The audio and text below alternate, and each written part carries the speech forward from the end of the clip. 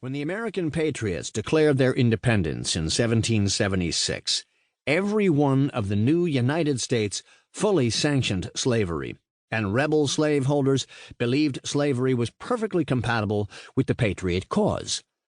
Yet the American Revolution also encouraged and enlarged an extraordinary moral upheaval that challenged slavery's power and legitimacy.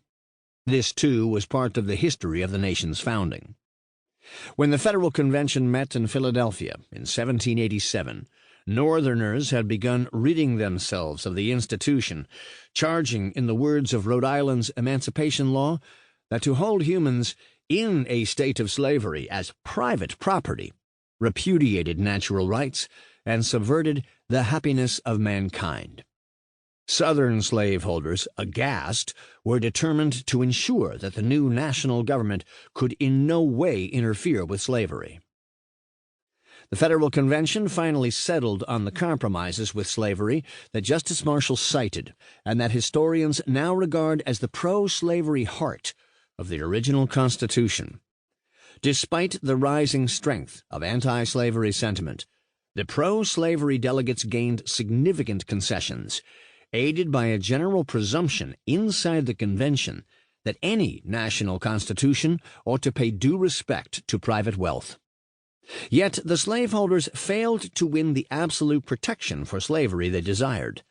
Most important, the convention took care to ensure that while the Constitution would accept slavery where it already existed, it would not validate slavery in national law. That is, the Constitution would tolerate slavery without authorizing it. No mere technicality. The framers' exclusion of property in man was important enough in 1787 for delegates to insist upon it. In coming years, it proved enormously consequential.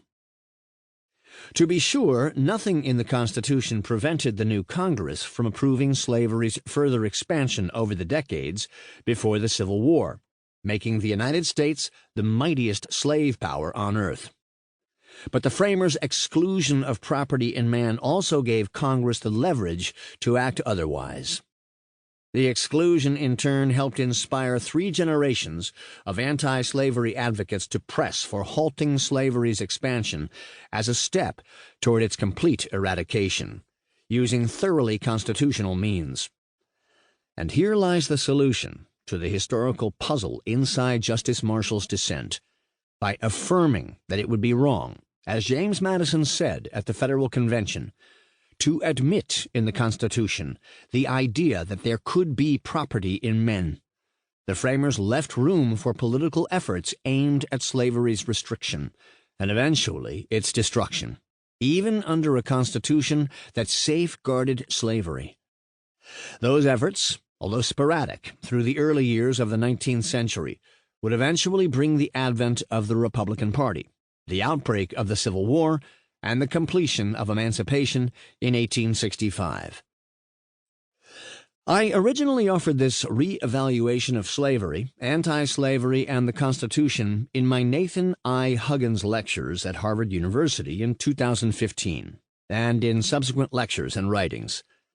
This book presents the same basic arguments, but improved with the benefit of valuable comments, queries, and objections from friends, colleagues, and critics.